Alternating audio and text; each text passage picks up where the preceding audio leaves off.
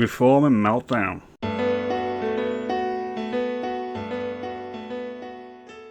For the past week or so, Reform seems to be a meltdown about the epic and sudden rise of Restore Britain. And it's a little bit disconcerting and worrying that the establishment and Reform UK seem to be so rattled so quickly. Restore Britain has only existed as a political party for about a week or so. And you've got high-profile people like Leila Cunningham going on TV and just completely falling apart under the slightest scrutiny or pressure. And it's really concerning for the party. So we're going to get into this first of all, and I'm going to look into it in a bit more detail.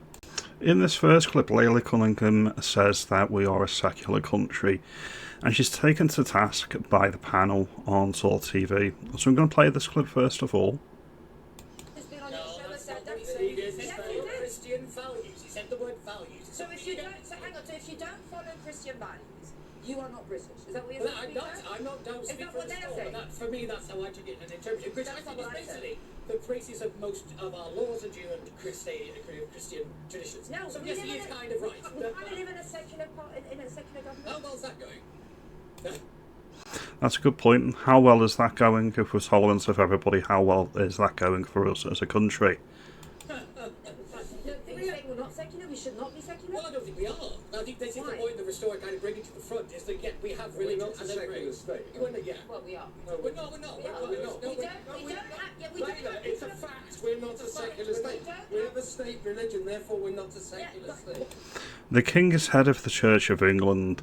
The Church of England is the recognised religion, the state religion of England. Not only that, the monarch is crowned in a Christian ceremony at the coronation. It is literally His Majesty's government. And we have legislators in the House of Lords that are bishops.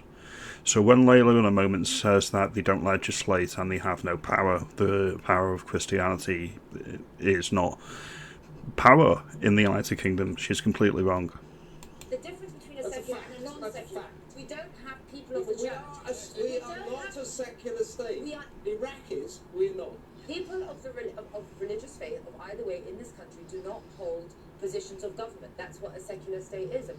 No, we are a secular. We're not a secular state because we've got a state religion, the Church of England. Yeah, but they do not have any governmental power. They are. It's his government. He has governmental power. He's a constitutional monarch. He's not just there for Hello, everybody. Hello.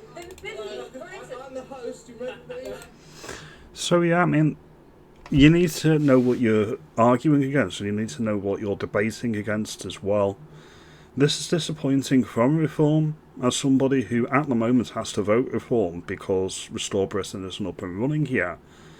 Why are they behaving this way? Why are they so upset and angry and agitated?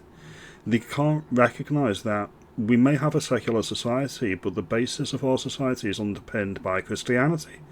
That's the reality of the matter, and that's the reality of our constitutional setup. Now, earlier in the week, Leila Cunningham went on a bit of a rant on GB News as well, saying that there's really no such thing as a ethnically British person. Now, that flies in the face of what most Reform UK voters and members actually think and feel. So we're going to play this clip because she recognised this fact quite recently on, I think it was Good Morning Britain. We know from polls that the majority of Reform supporters see Britishness as being very linked to ethnicity and where you were born. What would you say to that?